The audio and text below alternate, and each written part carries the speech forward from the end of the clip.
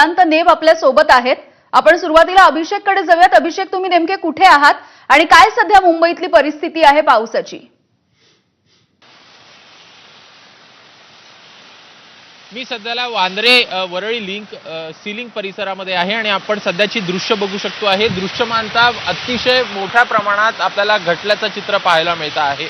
जोरदार पाऊस सुरू आहे आणि एकूणच वाहतूक देखील कुठेतरी या संपूर्ण रस्त्यावर आपल्याला जी गती आहे ती कुठेतरी मंदावलेली ही पाहायला मिळत होती। एकूणच सध्याची जर का परिस्थिती पाहायची तर अतिशय काळोख हा आपल्याला इथं पाहायला मिळतो आहे। पुढील 3 ते 4 तास जोरदार पाऊस राहील अशा प्रकारचा अंदाज देखील भारतीय हवामान विभागाकडून वर्तवण्यात आलेला होता आणि त्यानंतर जोरदार पावसाला आपण बघू शकतो आहे। मुंबईमध्ये सकाळपासूनच जोरदार पाऊस होतो आहे। एकूणच सध्याची जर का परिस्थिती पाहिली तर ज्या सगळ्या गाड्या आहेत त्या आपल्याला एकूण हेडलाईट सगळ्यांचे ऑन पाहायला मिळत आहेत। अतिशय जोरदार पाऊस सुरू आहे। वाऱ्याचा वेग देखील आपल्याला मोठ्या प्रमाणात पाहायला मिळतो आहे आणि त्यामुळेच कुठेतरी पुढील 3 ते 4 तास नागरिकांनी देखील बाहेर पडताना काळजी घ्यावी अशा प्रकारचं आवाहन देखील मुंबई प्रादेशिक हवामान केंद्राकडून करण्यात आलेलं आहे। अगदी अभिषेकाचे सोबत रहा। आमचे प्रतिनिधी वेदांत नेब सुद्धा आहेत आपल्या सोबत। वेदांत, तुम्ही नेमके कुठे आहात आणि तिथली नेमकी काय परिस्थिती आहे पावसाची आणि वाहतूक कोंडीच्या संदर्भातली?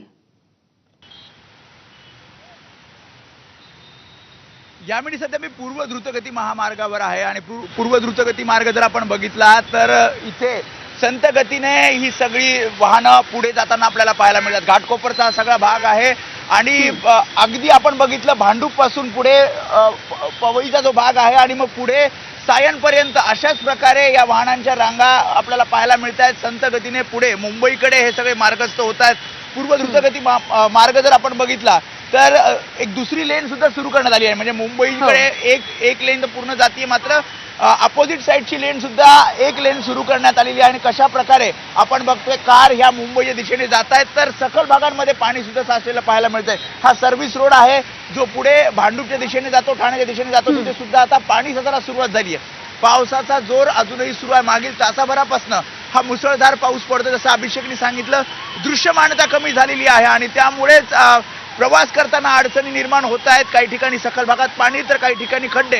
यातनं मार्ग काढत मुंबईकर किंवा मग ठाण्याच्या दिशेने पण गाड्या मुंबईच्या दिशेने जात आहेत, त्यांना अडचणींचा सामना करावा लागतोय आणि पुढील 2 ते 3 तास असाच मुसळधार पाऊस राहणार आहे आणि त्यामुळे सतर्क राहतच मुंबईकरांना पुढचा प्रवास करायचा आहे। आठवड्याचा पहिला कामाचा दिवस आहे आणि त्यामुळे मुंबईकर सकाळी जेव्हा कामाला निघालेले आहेत तेव्हा अशा पद्धतीनं हा सगळा पावसाचा सामना करत, मुसळधार पावसाचा सामना करत मुंबईकरांना आपला ऑफिस गाठावं लागतंय।